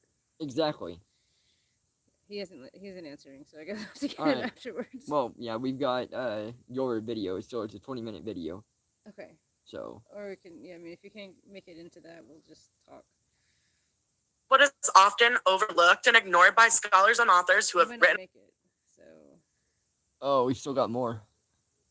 Because we've still got the native. Native. Yeah. Yeah, I was thinking yours was next. Yeah, I don't know. I don't know if we'll make it. What I can do is I can show it on Wednesdays, like before we get into our woke stuff. Okay, or just credit it, you know, like I can give you the. Yeah, I can do like I can do a thing. I can do another video thing, and. Yeah. We'll just talk about it at the Yeah. end, and I'll kind of give a brief rundown of the comedic experience of what we think of Pride. Yes. So okay, we got a couple here that are going to be native. Yes. Are they both about 5 minutes long, or? I think so. Okay. I think so. And then it ducks a little bit. I think I have Judaism still after that, so we'll just do a brief rundown of this last two verbally, and yeah. Then we'll try to run down Guru and find out if we're doing this tonight or if we have to wait till Monday. You better. Making us wait. On the topics of Bardash and Two-Spirit is that males referred to Bardash were most often conquered prisoners of war that were forced to serve as male prostitutes. In the politics of Bardash, warfare, homosexuality, and gender status, Ramon Gutierrez painstakingly combs through source documents referring to Bardash and summarizes of their plight, quote, humiliated, raped, and abused for others to establish their power and dominance over, the Bardash were far from people who decided to live and love freely. Gutierrez declared that when facts are misinterpreted, we perpetuate all the Bardash that once existed, yet another level of humiliation while shrouding their enslavement and rape. The term Bardash was used well into the 20th century by anthropologists and other mostly non-native scholars, sweeping all of the various possibilities of what that term could have meant into one catch-all term, which was then used interchangeably for all of them. Understandably, the term Bardash, when applied to contemporary Native people and their sexualities, is considered by many to be offensive, inaccurate, and outdated. Another related issue was the fact that indigenous peoples often felt alienated by English terms used to describe their sexuality, such as homosexual, lesbian, or gay. Many indigenous people felt a desire to reject language and terminology of the colonizers, and that it was important to distinguish that pre-colonial indigenous societies had their own viewpoints, traditions, names, and cultural relativity for gender roles outside the Western convention of gender. It is with no surprise that a term eventually came to replace the use of berdache. Depending on who you ask and what source you research, you are apt to find very different tellings of the origin story of the term two-spirit. Most academic and pop ed sources retell a similar story. Websites and sources created by Native American organizations, activists, and news media follow the same storyline. Author of The Politics of the Berdache, Warfare, Homosexuality, and Gender Status, Ramon Gutierrez criticizes two white anthropologists, Bill Roscoe and Walter Williams, who wrote extensively on and popularized both the terms Berdache and Two-Spirit within queer studies. Gutierrez says that Roscoe and Williams, quote, celebrated the Berdache and put them in the category of New Age wisdom. This kind of New Age mysticism in a world that heralded the importance of pre-modern ways as a way to return back to nature and essentially as a time and space that was unfettered by homophobic culture. Gutierrez says Roscoe and Walters profoundly distorted the history of the Berdache. He says that what we mainly know about the history of the Berdache has them actually located in worlds of masculine power, in fields of warfare, of slavery, and of exploitation, and not in worlds of egalitarian possibilities and of gender harmony and mutuality. Quote, the lives of the Berdache were lives of humiliation, endless work, and they were not lives of celebration or veneration. He goes on to say, as for gay liberationists who seek a less rigid gender hierarchy in which to grow and prosper, the Berdache status as a gender representation of power rooted in war is... I put this in lay terms. Basically, what these people did, inventing the two-spirit culture, was to paint a picture of like the liberated people of Greece and Rome that actually had the kind of culture where they were freely laying with other men and like sharing knowledge in that way and everything, coming to know each other. But what in reality, what it was from like, prisoners of war and everything, and they were like, men that were brutally raped by other men and like, emasculated, made to wear women's clothes, stuff like that. Probably made them eunuchs, some of them, and everything. Oh, I'm sure of it. Yeah. It wasn't like this by choice because we were living a great free culture sort of thing, and that's why these two men. It's kind of saying, well, this is you're shitting on this by calling it like this two-spirit community, because those people didn't have any choice. No, they didn't. It wasn't a community. Right. It was like they were men that had families and children, and they were taken and raped by other men, and then of course, like that's but nobody else is gonna believe that. No, and see, especially back when this came about, we didn't really have the internet to go and fact check stuff as easily as we do now, and unless you were in the Native community. No, I told you there's a comment. I don't know if it's on this one or another one, but it talks about the Native, I think it's called the Wintake, which is basically what a two-spirit person would be, and they're considered to be like great medicine men or women, and they live in their own special place, and people will have their babies come and be named and fortunes told, and they have great medicine, but they are very rare and far and few between, and it takes some special teaching as well to learn the point and purpose of a Wintake. Yeah, exactly. And you said that they're usually we call it the intersex. Yeah, not always though. I mean, they can just kind of like personally feel like they have the heart of a woman in a man's body, or vice versa. But it's just like they didn't have big communities. Again, there was maybe one every 5 villages. And it's because they used to talk about having to travel. But that made them kind of that much more special and rare. I think that's maybe the appeal of the modern person is they saw how sacred and special and rare these people were, and they're like, oh, I'm not. It's like, well, what did you do to earn it? Do you actually have any medicine? Do you have any power? Probably not. Because you're all about self-serving again. Yes. In Kentucky, they didn't self-serve. It was service still to their community. They still serve their community, Yes. any way they could, either acting as a woman or being a medicine man or whatever. The medicine man, I think, was the biggest.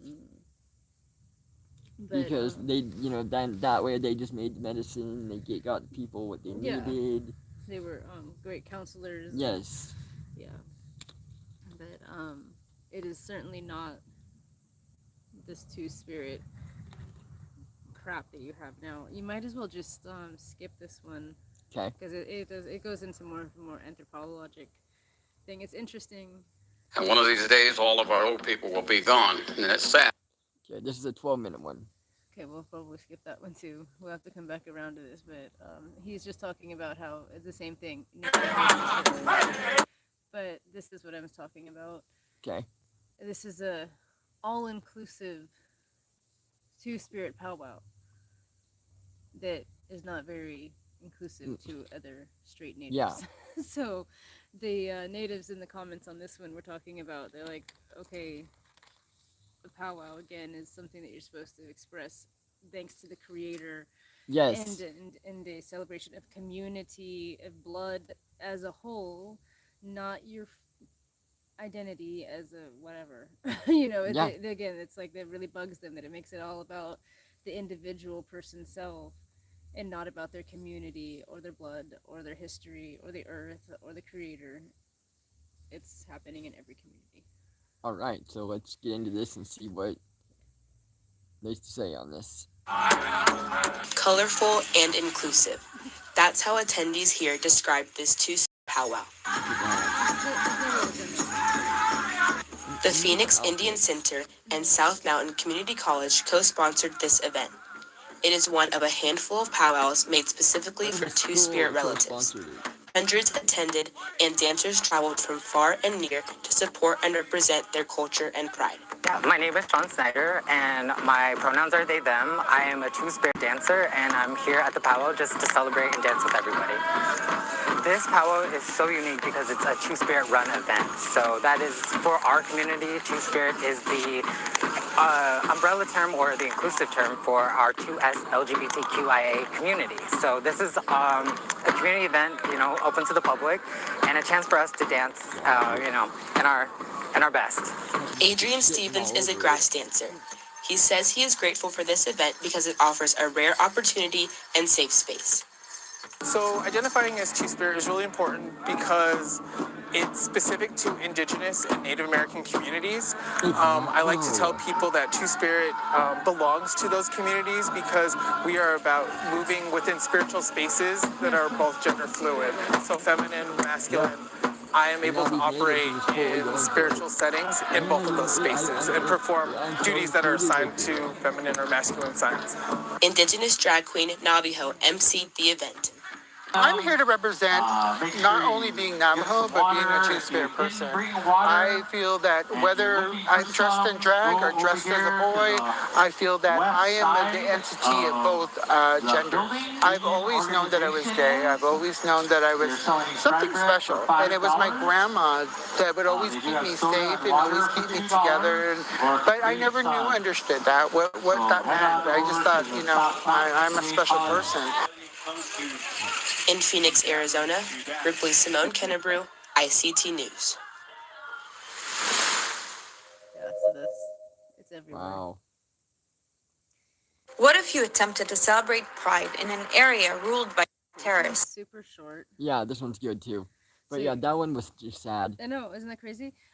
And it's like, so now there's like nothing special about being two-spirit. Yeah, exactly. They're just like the rest of them. They've fallen into the Western colonization that they tried to fight so hard against. They fell right into it. And there's nothing special about them anymore. I know, that's sad. And it's like, good job, guys, Alright, so as you said, this one is the Israel Defense Forces made this video. And it's about pride under Hamas. Yeah, because I found that Israel is very, very accepting of pride and homosexuality. And again, if you go back to the root of their religion, it is not accepted. It says it's a sin. I mean, I think we can safely say that pretty much every religion the root does not accept. Because their root is the Old Testament as well. Yeah. And it says pretty plainly, man shall not lay with man and all of that. So it's just another progressive religion. Yep. That's pretty much the takeaway. You're right. All right, let's see. As the month of June comes to an end, many countries around the world, including Israel, recognize Pride Month. This is a month to celebrate love and freedom and work toward equality. Hamas, on the other hand, continues to show their genocidal agenda. For 17 years, Gaza has been controlled by this cruel, oppressive, jihadist terrorist organization. Over these years, many stories of the LGBTQ plus community and other marginalized groups from Gaza have come to light. Have you heard of the story of Mahmoud Ishtiwi? He was a former Hamas commander who was executed by a fellow Hamas member solely because he was gay. And what about the story of Abdul? He was arrested and held in inhumane conditions for being gay and later fled Gaza. Hamas's cruelty doesn't stop at queer people. Did you know that according to UN officials, 70% of women in Gaza were victims of abuse or domestic violence in 2022? If you really care about equality, then removing Hamas from power in Gaza is the only way for a future of human rights and respect in Gaza.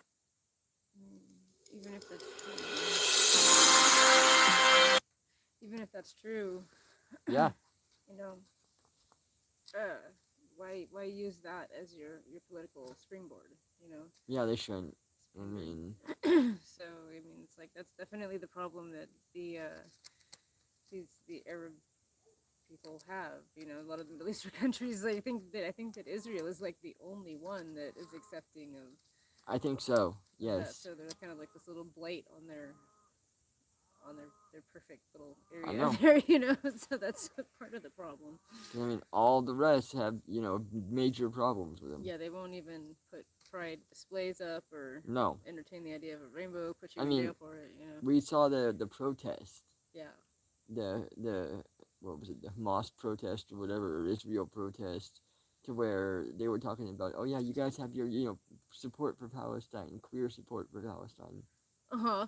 And we saw how they reacted to it. Yeah.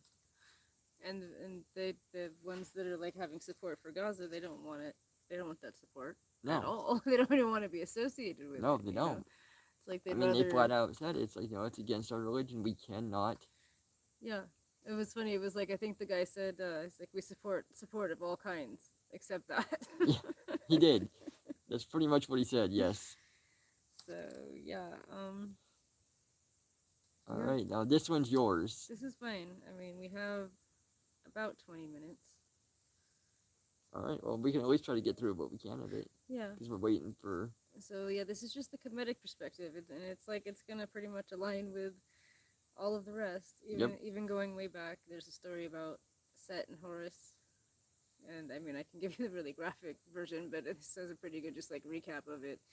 And it also ties into the religion of Setiism, which, as we've talked about before, is the root of modern-day Satanism. They have the exact same principles: a love of chaos, a love of self, and self-deification, and a distrust of the government. So all of that started within our Kemetic religion in the form of Setiism. It was the order of Set. Yeah, and then you have... And you'll see how that ties into homosexuality. Yes. And you also have, what's his name, that, ruled the army, and he was pagan. But then, supposedly went Christian. Constantine, yeah. He was Roman, though. He was, okay, Roman, yeah.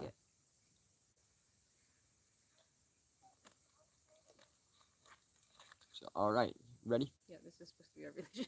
Well, yeah, this is our religion, I know. They're not the same one, but he was pagan. Yeah, I don't know what they worship. I guess they kind of worship the same thing that Isis would have been, but that eventually became Mary in the Catholic Church to them. So yes, they've kept their pagan roots throughout.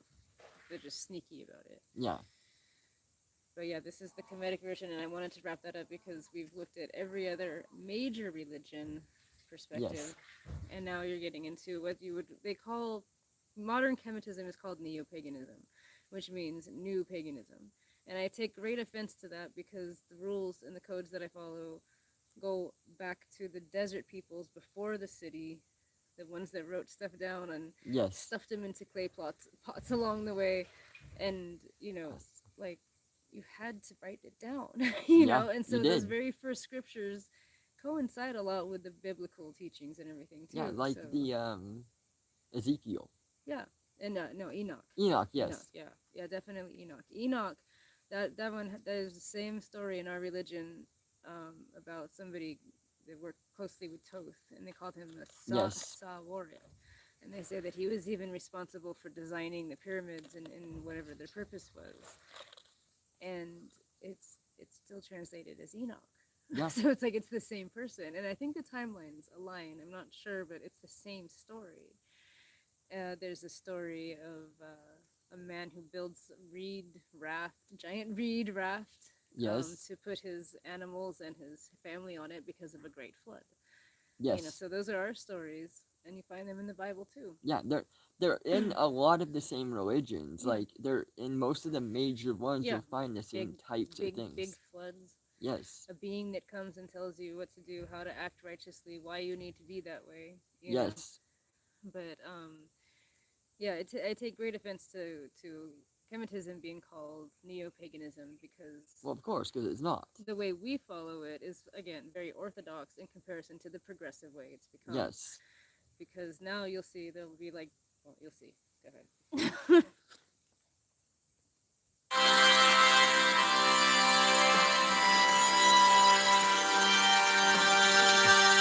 Good. Good afternoon, everybody. Happy solstice, and welcome back to the monastery. This is Nefer Sayu, the Righteous Shepherd. Today we're going to be talking about a Kemetic monk's perspective on homosexuality and pride. Like many of today's mainstream religions, Kemetism has also over the years become more and more progressive. For the most part, we are raised to be accepting, tolerant, and respectful of people of all religions, creeds, and regardless of their sexual orientation. However, it has been ingrained in me that somehow they might be lesser, only because they are living outside of the natural order. And yes, I know that this does happen in nature. I have experienced it before. However, even those animals that practice these sorts of behaviors are usually more outcast from the rest of them. And as you will see coming up, it isn't so much of the homosexuality part that's the problem. It's the pride part that's the problem. It's the excessiveness. It's the flash, and it's the selfishness. And we will go over a video that talks a little bit about another Kemetic monk's perspective and a historical standpoint on homosexuality, and we'll go from there. Today's topic, because we're going to be talking about sexuality as it pertains to ancient Egypt. And so you might want to put your headphones on or take this one and wait to watch it someplace secluded in case you get walked in on. Don't want to cause anybody any embarrassment. And if you happen to be under 13 and you watch the Kemetic How-To Guide, for this episode you might want to get an adult that you're comfortable with to sit and watch it with you, so that if you have some questions, you have someone trustworthy you can ask. With that said, on to the show.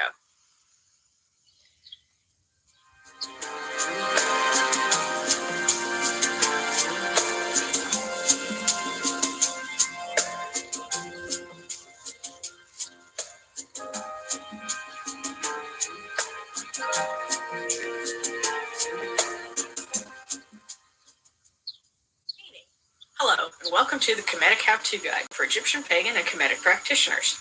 I'm your host, Sharon. Several viewers have asked about Egyptian religion and Egyptian society and homosexuality.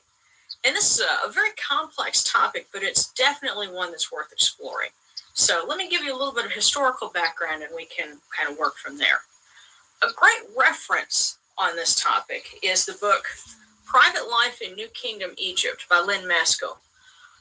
This book, my one criticism is she's real heavy on the feminist bent, and it comes to the fore in her writing in several places. I kind of disagree with some of her ways of looking at that, but she directly addresses homosexuality and has some very, very interesting things to say about it in here. She makes some very good points, such as, number one, our idea of gay as an identity, as a lifestyle, is only about 100 to maybe 150 years old. Gay, as we know it, didn't exist in the ancient world because they did not see having same-sex desires or same-sex acts as making you a different kind of person. You could be just a dude, just a gal, but if you happen to have relations with a member of the same sex, that didn't make you a different, sort of person. And I'm going to add this observation. A lot of the social cues that we have that we think, oh, this means that someone is gay, didn't mean the same thing back then. For example, whether it's actually true or not, we tend to perceive men who are very concerned about their physical appearance as being gay. And lesbian women like masculine things. But in ancient Egypt, both sexes wore jewelry, both sexes wore makeup. In fact, guys, may have even been a little more prissy about their appearance than the women. And you had goddesses like Neith and Sekhmet who were described in hymns as a woman who acts as a man, but they were also mother goddesses. So these social aspects that we consider to be markers of gay or not gay, those didn't mean the same thing back then. Now, did the ancient Egyptians count a third gender? You know what? Maybe. There is a particular word, and we find it in the execration texts. Those were texts from the Old and Middle Kingdom that were used to cast out, enemies. And the word that's used is saketi. And it's been translated differently by different scholars. The passage, you can read it in various books. It'll say all men, all women, and then all, depending on who the scholar is, you might see all eunuchs, all intersexed, all, effeminate men. It really depends on who's trying to translate the word, because we don't have it in enough context to really understand it. What we really need is to find more texts that use that word maybe in a different context so we can understand it better. So the jury's still out on what. It sounds a lot like the word that Paul came up with to describe homosexuals in I don't remember which book it is, but I believe it was Paul. Maybe it was John. I'll have to double check that. Whether or not there's a third gender, there might have been a transgender in ancient Egypt. What I think is interesting to note is that creator deities often are very androgynous. And Akhenaten in particular kind of explored that in some of the art that he had commissioned. So, there's nothing to say that there was not a third gender in ancient Egypt. As for the deed itself, the actual act, the Egyptians had a word, nik, and it was written with a determinative that you'd get in trouble if you drew it in school, but it meant penetration. And there was no negative connotation to that word. It was just there. But niku was a derogatory word for doing that to somebody. And a nekek was a man who had that done to him. And that was kind of, you didn't want to be someone's nekek. And evidently the Egyptians in that regard felt that it was better to give than to receive.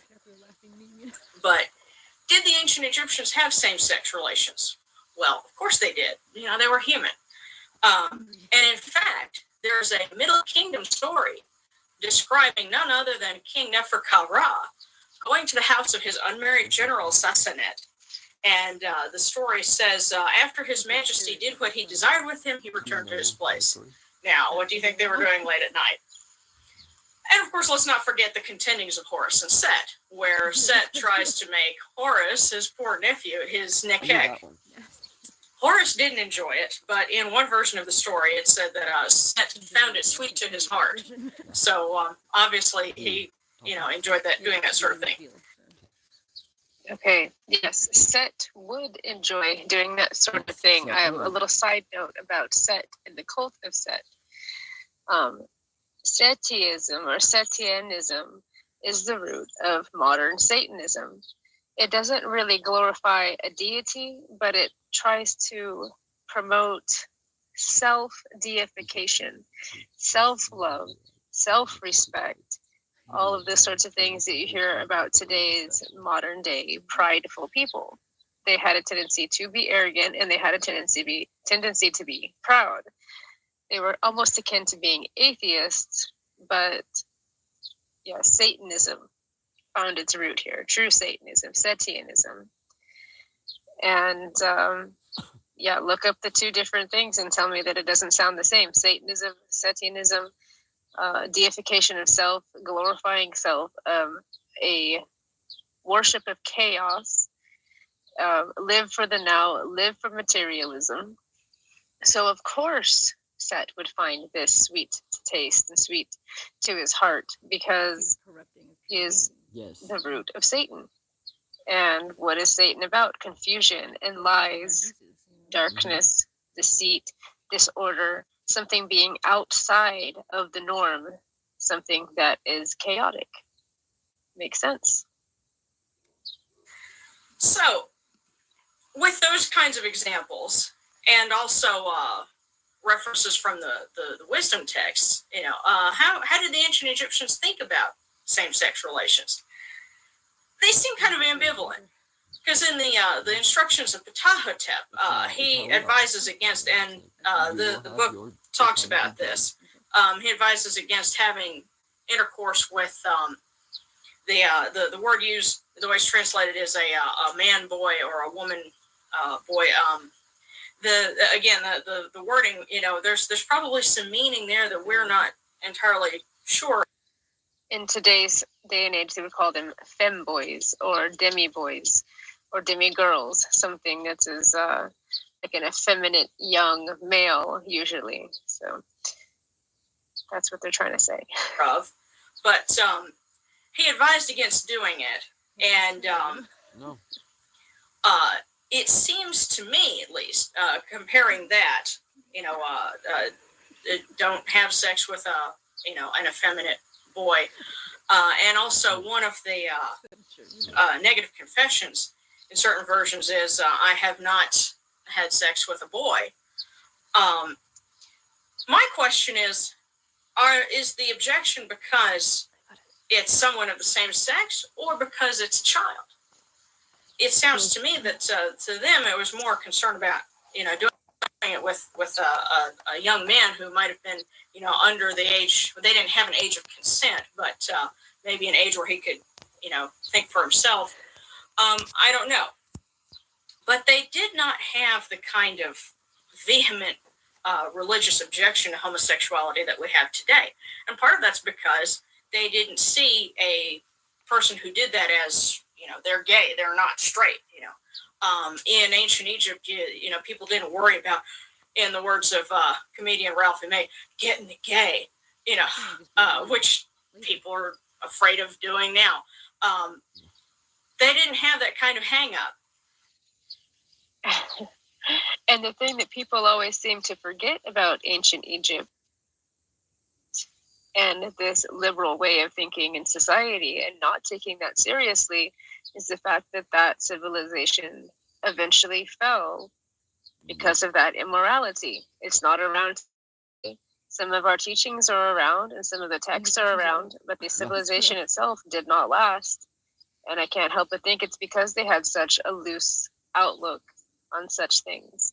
Because the people of the desert at the same time, the people of the desert, the people of the rivers, the ones that did not live inside the city, who didn't deal with government, they still clung to that man-woman ideology.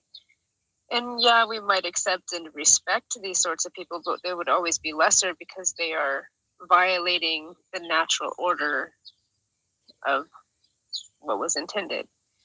So yeah, they might not have cared, but you have to look at the fact that their civilization did not stand because of it. And it may not have been considered the most upstanding sort of behavior in social circles. It was, more desirable to have a wife and to have children because they were meant to carry on your legacy and to, give offerings to you after you were gone. But I don't think they had any serious misgivings about it on the level that a lot of people here do. And another thing to consider with in Egyptian families, you had a lot of different people in one household and a lot of women. It's entirely possible, if you ask me, that you could have had women who had lesbian relationships, but they were living in the same house, and we wouldn't know about it because it wasn't like you have now where two women go off and they get an apartment. Oh my God, they're living in sin. You know, how would you know? You know, they're in the same house together with, you know, half a dozen other people. Privacy might have been another issue. Egyptian houses didn't have as many rooms as ours do, so, you know, how would you, you know, get time? They probably went off, you know, under the you know, date palms or the, you know, someplace secluded in order to, you know, have relations with another person. Hopefully this has given you some interesting information, some insight into how a very controversial topic might have been viewed in another culture. I think it's always interesting to learn about this because it gives us a little perspective on our own. And, you know, what kinds of things do we have hang-ups about today that maybe weren't such a big deal in another point in time? So, for the Comedic How-To Guide, this is Sharon, wishing you Serenity.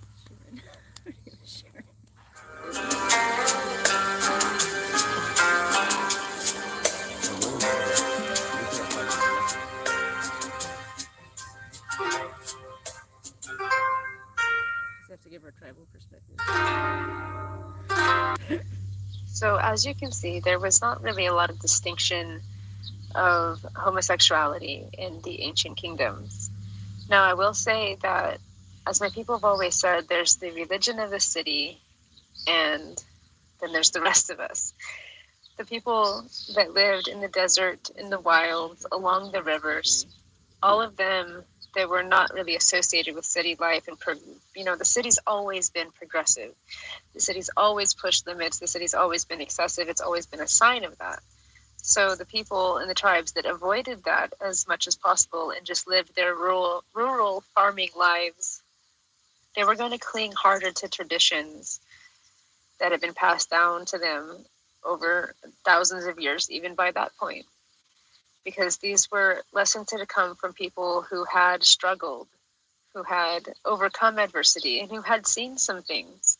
And so those traditions were really, really highly regarded and really practiced. And that's how it is today. And at the root of it, it is almost biblical.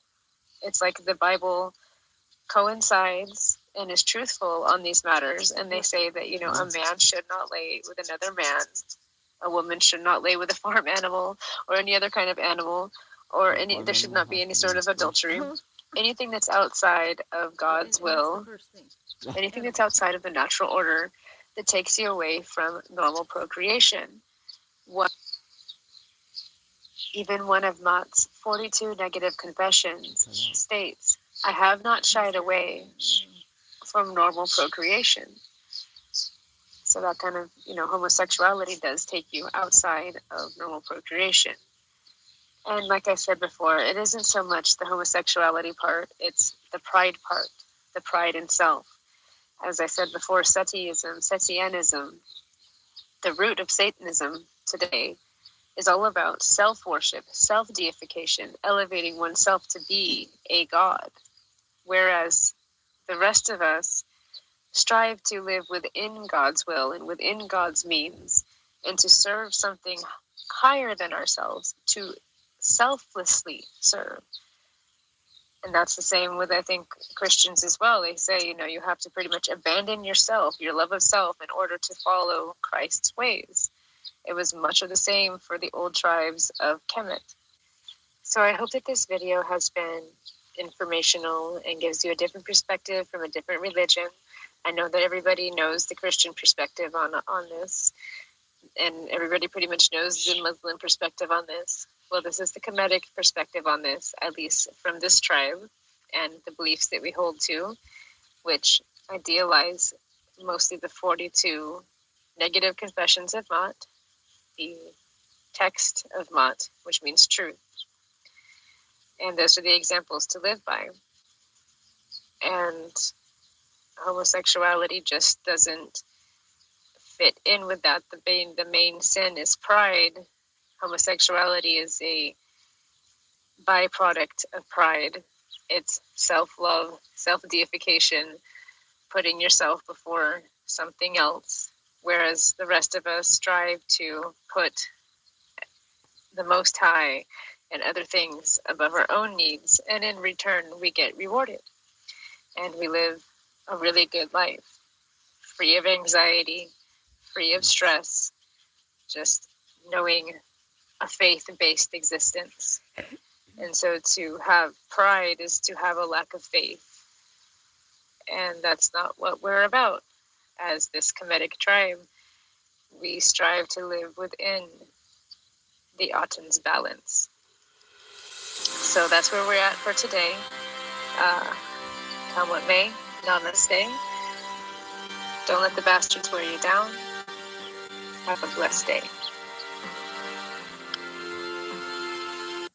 Alright, ladies and gentlemen, that was my amazing wife's video that she made on the Kemetic monk's thoughts on homosexuality. And pride. And pride. So, that's how we finish up Pride Month. That's how we finish up Pride Month. We're gonna sign off here and give us like 10 minutes and then meet us over at Daughter of Autumn's channel so that we can do the reveal. Our son is standing by waiting, but we gotta move a couple cats first and stuff, and then we'll be right back. We'll be set up, and let's have a little bit of fun with this now. Oh my god. Thank you, I'm ladies so and nervous. gentlemen. I'm so glad that you all enjoyed this video, and I know it was a lot longer than my normal. Yeah, but it was a good. It was. It was a good thing. So I hope you all survived Pride Month, and thanks for checking in. Yep. Namaste. Namaste, ladies and gentlemen.